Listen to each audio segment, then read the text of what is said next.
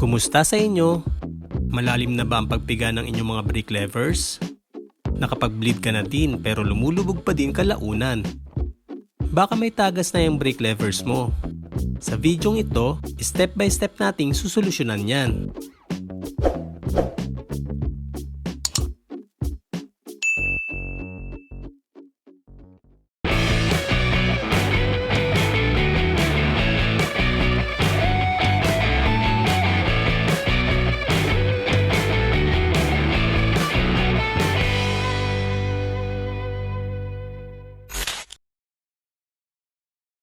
Simulan natin sa pagtanggal nitong brake hose gamit ang 8mm open wrench.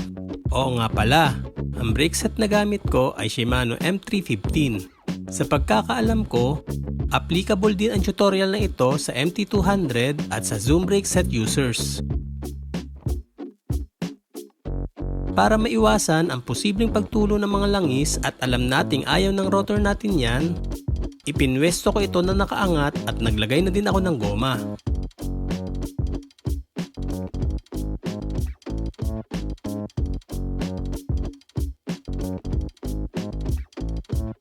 Dahan-dahan naman natin tanggalin ang handle grip at itong may tagas na brake lever natin.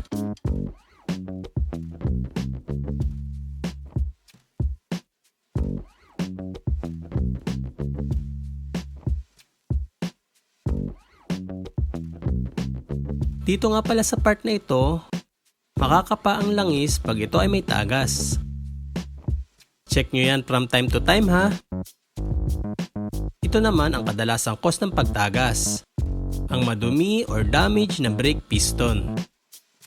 Pigain ang lever para matanggal ang mga natitirang langis. Punasan na din ng tissue ito.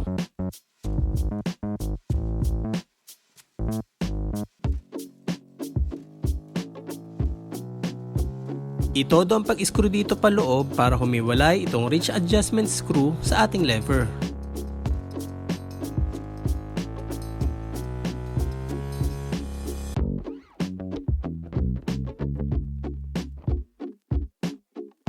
Dito, mas magkakaroon tayo ng access sa mga parts.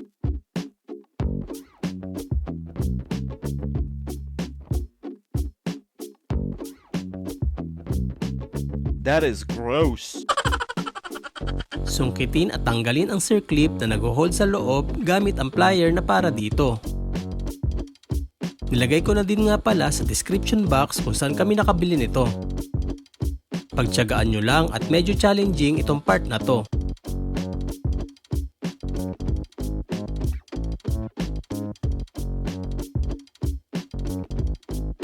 Itulak naman ang piston nito palabas gamit ang maliit na Allen wrench. Kung may alambre kayo dyan, pwede nyo din ito magamit.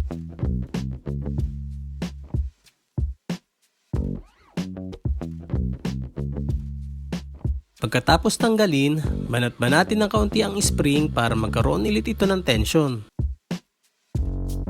Sa katagalang paggamit kasi ay humihina ang tension nito dahil sa palagi ang pagpiga. Sa case ko nga pala, nagpalit na ako ng piston para sure na ako na walang tagas. Nakailang tagas at linis na din kasi itong brake lever ko kaya panahon na siguro para magpalit.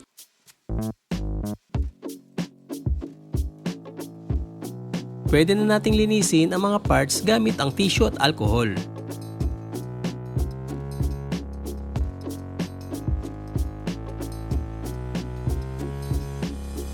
Linisin lang na maigi para matanggal ng husto ang mga dumi.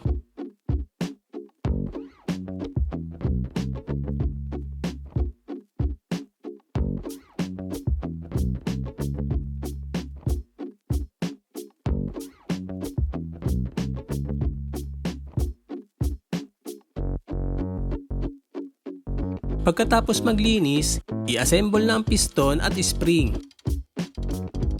Punasan na din ito ng konti ng mineral oil. Sundan lang ang pagkasunod-sunod sa video ha. Pag naiayos na, pwede nang ibalik ang circlip natin. Be patient lang kasi challenging na naman itong part na to. Pero alam kong kayang-kaya mo naman yan.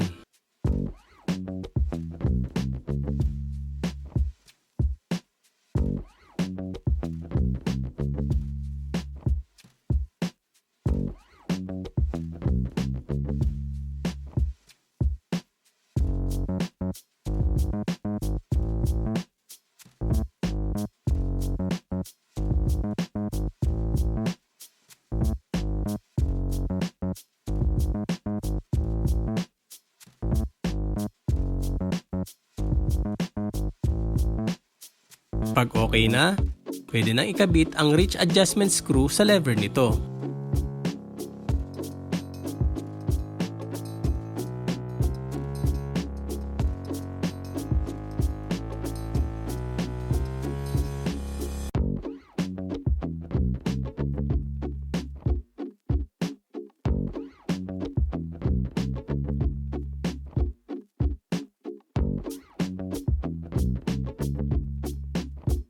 Ayun, may tensyon na siya ulit dahil sa pagkakabanat ng spring natin.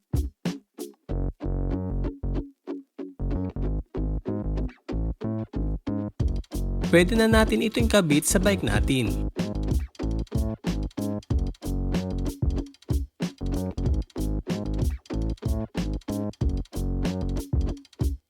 Ibalik na din ang brake hose at handle grip nito.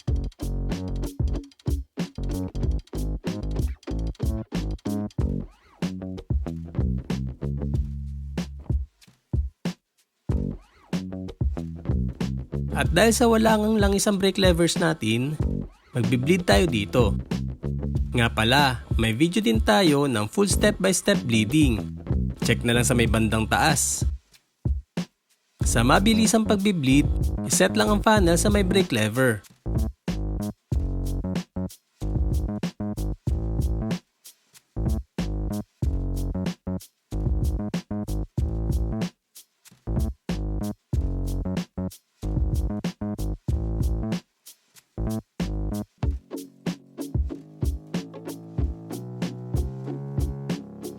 Tanggalin na din ang caliper nito at lagyan na din ito ng bleed block.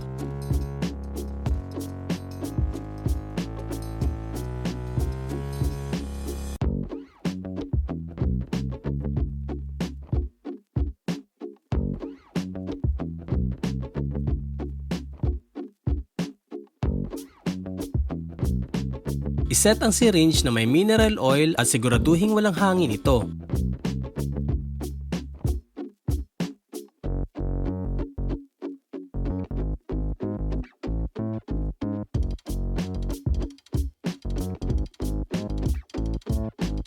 Ikabit na din ito sa nipple at dahan-dahan i-inject paloob ng hose ang mineral oil nito.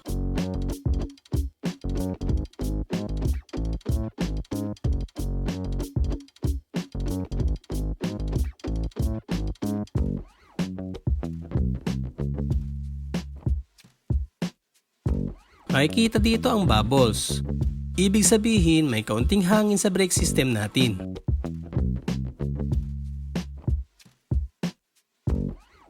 Pisil-pisilin lang ang lever para maubos ang bubbles.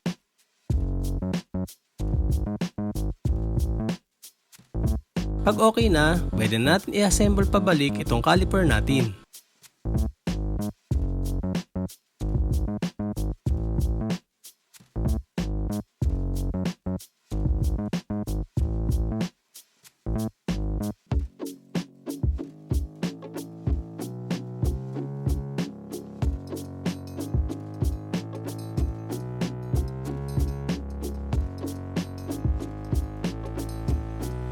Tanggalin ang funnel at ikabit na din ang ating bleed screw.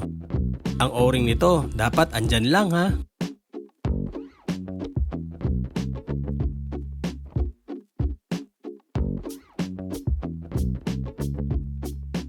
Ayun, all goods na. Kung nagustuhan nyo po ang video ito, don't forget to give a thumbs up. Kung may tanong man, mag-iwan na din ng comment. Pipilitin nating sagutin yan. Huwag din kakalimutan mag-subscribe ha. Maraming salamat sa panonood. Ride safe po sa ating lahat.